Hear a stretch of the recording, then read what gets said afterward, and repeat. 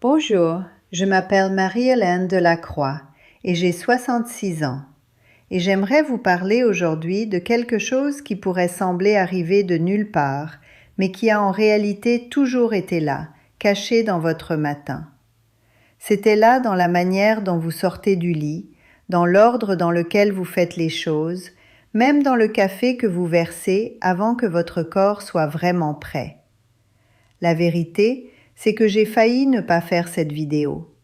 Parce que ce que je m'apprête à vous dire n'est pas le genre de chose qui semble urgent quand on la vit. Ce n'est pas dramatique.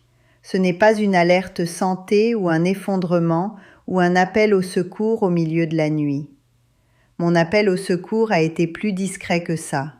Il est venu quand j'avais 58 ans, en me regardant dans le miroir, en réalisant que mon corps se sentait mou et raide et déconnecté de moi. Et j'ai pensé, c'est à ça que ressemble le vieillissement. C'est ce que j'obtiens maintenant. Mais alors j'ai pensé à ma mère, Madeleine. Elle a perdu sa mobilité et son indépendance dans la soixantaine, et c'est arrivé tellement plus vite que nous l'aurions imaginé.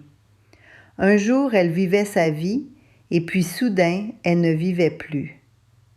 Et j'ai pensé à ma sœur aînée Françoise. Elle a 70 ans maintenant.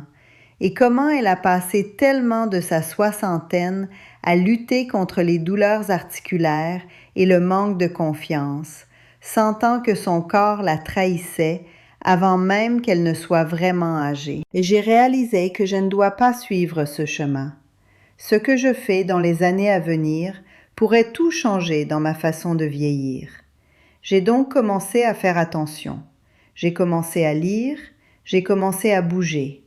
Et maintenant, à 66 ans, je me sens plus forte et plus vivante que je ne l'étais à 50 ans. Mais voilà ce dont personne ne parle. Chaque année, des centaines de milliers de seniors ont des accidents vasculaires cérébraux.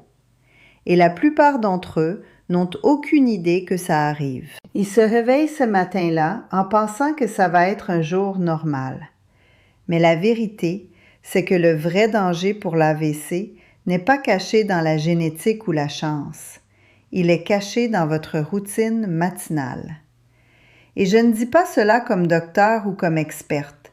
Je dis cela comme une femme qui a réalisé, il y a environ 6 ans, que la première heure après que je me réveille pourrait littéralement faire la différence entre une vie où je suis indépendante et active avec mes petits-enfants, j'en ai 3 maintenant, Manon a 9 ans, Hugo a 6 ans et la petite Romane a 4 ans, ou une vie où je suis limitée, où j'ai peur, où je regarde depuis la touche au lieu de vivre.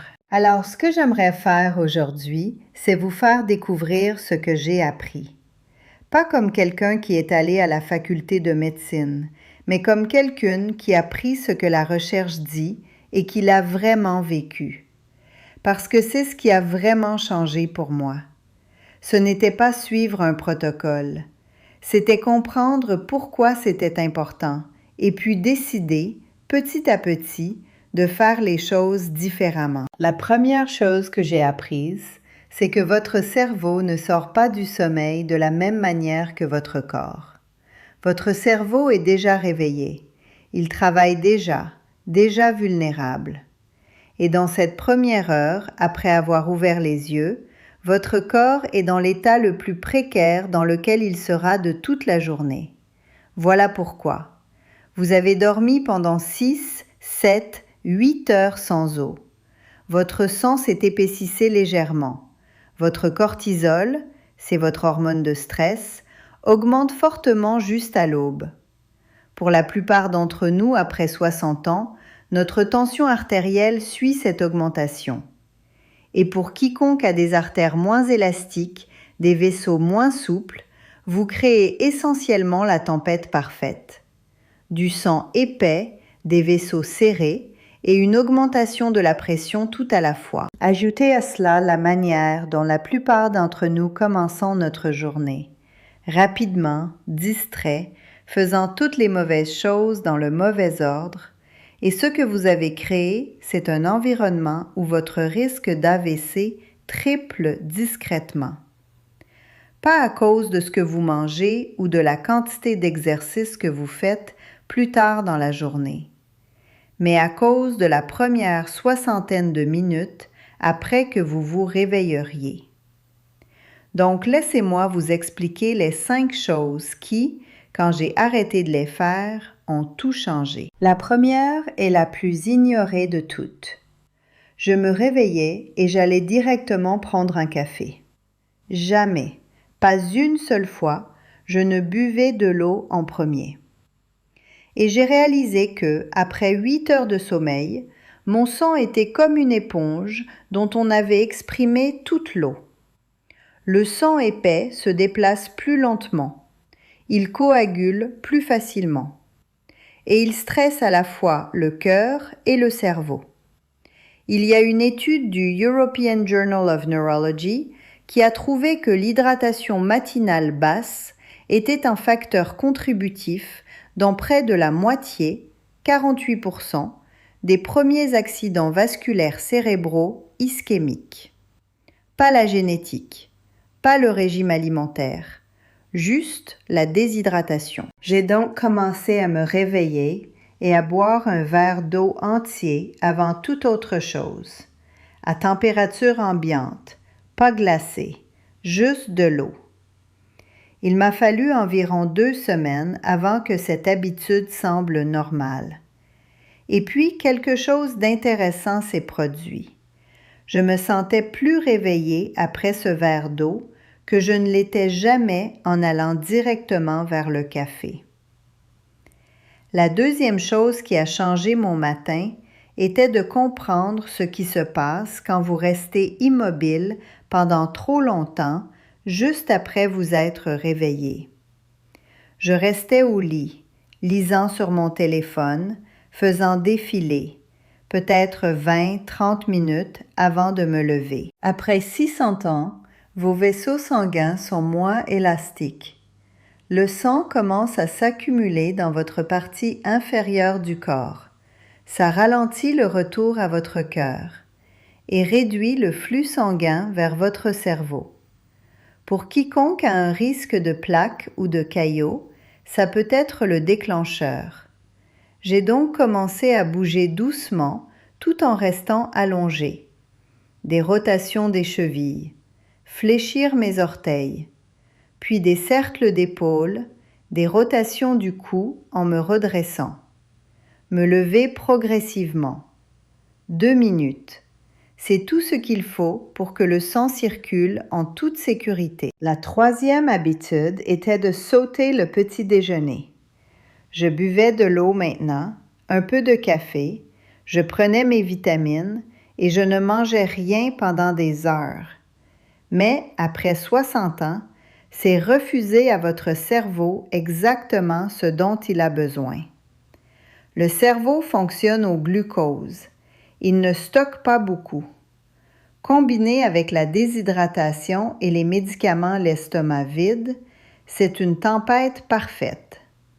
J'ai commencé à manger un petit déjeuner, un demi-œuf dur, une cuillerée de yaourt, quelques noix trempées. Juste assez pour stabiliser le sucre dans le sang et dire à mon cerveau que je prenais soin de lui. Et j'avais l'impression d'honorer mon corps au lieu de le tester. Le 4e changement était mental.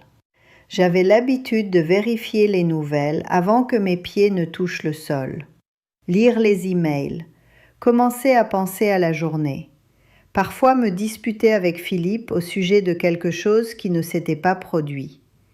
Votre cerveau, après le sommeil, est dans un état fragile. Votre cortisol augmente déjà. La tension artérielle monte. Ajouter du stress mental amplifie le stress physiologique. Il y a une étude publiée dans le journal Stroke qui a suivi plus de 93 000 personnes pendant plus d'une décennie. Les personnes qui ont éprouvé un stress psychologique élevé tôt dans la journée étaient significativement plus susceptibles de souffrir d'un accident vasculaire cérébral. Le risque était plus élevé chez les personnes de plus de 60 ans, dans les 3 premières heures après le réveil. J'ai créé un tampon, 10 minutes de silence. Parfois j'étire, parfois je reste juste assise avec mon thé. Je laisse mon cerveau se stabiliser avant de le charger avec des tâches. Philippe me taquine un peu, mais il comprend maintenant. Et la 5e chose, la plus ignorée de toutes, l'immobilité physique. Se réveiller et puis passer la prochaine heure ou deux assis sur le lit, à la table, sur le canapé. Aucun vrai mouvement, aucune circulation, juste l'immobilité. J'ai créé exactement les conditions pour un accident vasculaire cérébral sans me rendre compte. Après 60 ans, votre sang est plus enclin à coaguler. Vos veines ne poussent pas le sang vers le haut aussi facilement. Sans mouvement, le système vasculaire ralentit. Vos jambes deviennent des zones d'accumulation. Une étude de circulation a suivi plus de 8000 adultes de plus de 60 ans. Les personnes qui ont passé plus de 9 heures par jour sédentaires avaient le double du risque d'accident vasculaire cérébral, le double, même si elles faisaient de l'exercice plus tard. Parce que ce n'est pas juste la quantité de mouvement que vous avez, c'est quand vous bougez. Cette première heure est la fenêtre. J'ai donc commencé à bouger le matin. Rien d'extrême, 5 à 10 minutes de mobilité légère. Marcher sur place, rotation d'épaules, étirer. Parfois, marcher jusqu'au bout de la rue, dire à mon sang que c'est l'heure de circuler. Je suis maintenant à 66 ans. Je suis plus forte et plus confiante que je ne l'étais à 60 ans. Je peux jouer avec mes petits-enfants. Je peux faire de la randonnée autour du lac. Je peux faire des choses qui semblaient impossibles il y a 6 ans. Petit à petit, un petit changement à la fois. Vous n'avez pas besoin d'un nouveau supplément ou d'un appareil coûteux. Faites juste attention à ces premières 60 minutes après que vous vous réveilleriez. Buvez de l'eau en premier. Bougez doucement avant de vous asseoir. Mangez quelque chose de petit. Protégez votre esprit du stress. Et continuez à bouger. Parce que ça ne doit pas être extrême. Vous pouvez commencer d'où vous êtes. Et vous pouvez commencer le matin. C'est ce qui a changé pour moi. J'espère que ça change quelque chose pour vous aussi.